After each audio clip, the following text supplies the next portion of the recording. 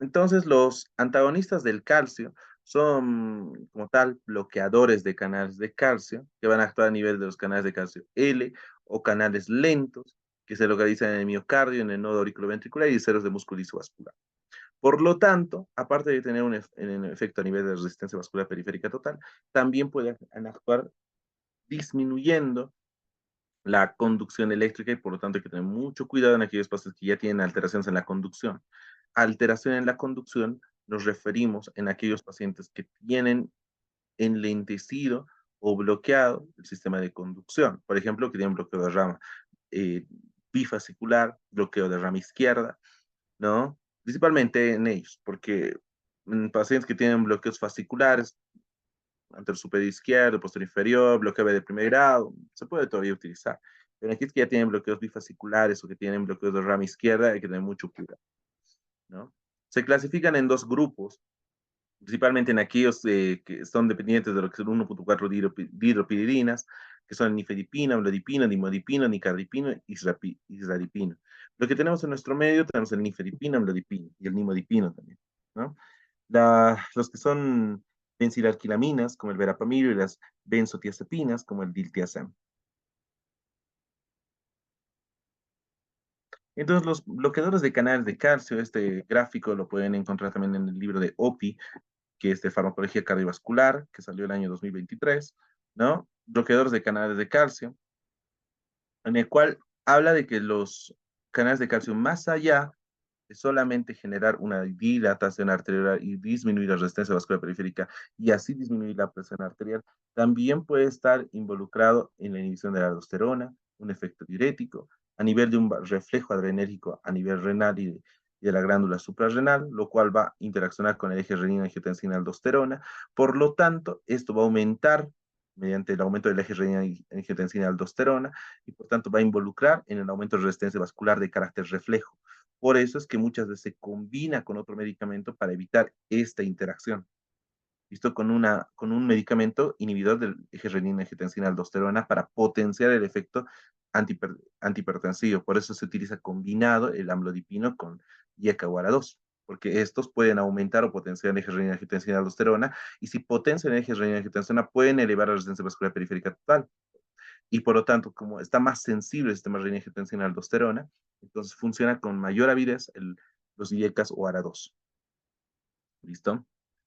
Eso. Y a nivel de los varoreceptores pueden generar taquicardia refleja, principalmente esto se ha visto con el amlodipino, en aquellos pacientes que están taquicárdicos ya de inicio, porque muchos pacientes hipertensos serán taquicárdicos, y es una mala respuesta, un paciente mal controlado, ¿no?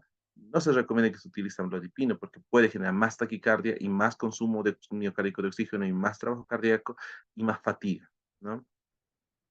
Y muchos medicamentos como el verapamil y el diltiazem pueden inhibir el nodo sinusal. Y por lo tanto, en aquellos pacientes que ya tengan sospecha de enfermedad del nodo sinusal o que tengan bloqueos bifasciculares o bloqueos de rama izquierda, no se recomienda, pero principalmente aquellos que tengan enfermedad del nodo sinusal, ¿no?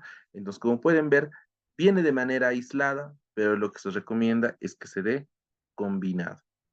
Dentro de los efectos farmacológicos, la disminución de la resistencia vascular periférica provoca una respuesta simpática refleja en muchos pacientes, que es diferente para las dihidropiridinas y las no hidropiridinas, ¿no? Con los medicamentos dihidropiridínicos, como el amlodipino, se observa taquicardia leve o moderada.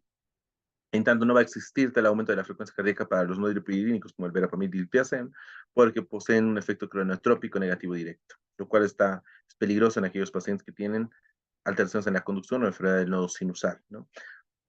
Los medicamentos dihidropiridínicos, como el amlodipino, vuelvo a mencionar, pueden aumentar también la circulación venosa periférica y por lo tanto la precarga, el gasto cardíaco, y el diltiazem verapamilo, por sus efectos inotrópicos negativos, no van a producir esto. No está recomendable en aquellos pacientes con niveles altos de renina, que van a producir hiponatremia, es más eficaz en dietas no hiposódicas.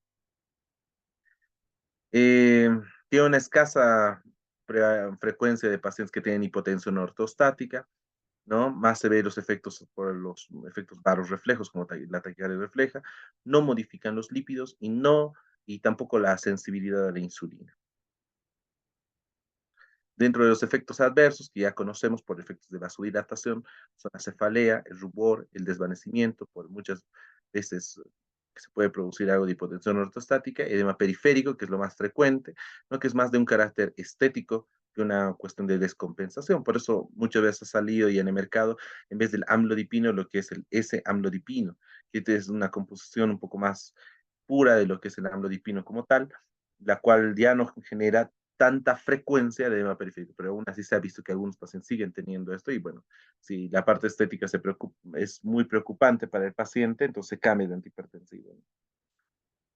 Los calcio antagonistas pueden generar reflujo gastroesofágico por inhibición del esfínter esofágico inferior. El verapamil puede generar estreñimiento. A nivel cardiovascular se puede observar taquicardia por los hidropiridínicos y por los no hidropiridínicos, bradicardia, parasinusal, ¿no? Y principalmente esto tiene que tener mucho cuidado si se utiliza beta bloqueante. Ahí tenemos un gráfico extraído igual de la sociedad, esta se extrae de la Sociedad Europea de Cardiología, en el cual hablamos de las dosis mínimas y dosis máximas que se pueden utilizar de los diferentes medicamentos. Tenemos el amlodipino que se puede utilizar desde 2.5 hasta 10 miligramos. No más allá de eso, porque no ha demostrado efectividad. Eso, pacientes que alguna vez se les da 10 miligramos 2 veces al día, no aumenta en nada la mejoría y obviamente aumentan más los efectos adversos. Bueno,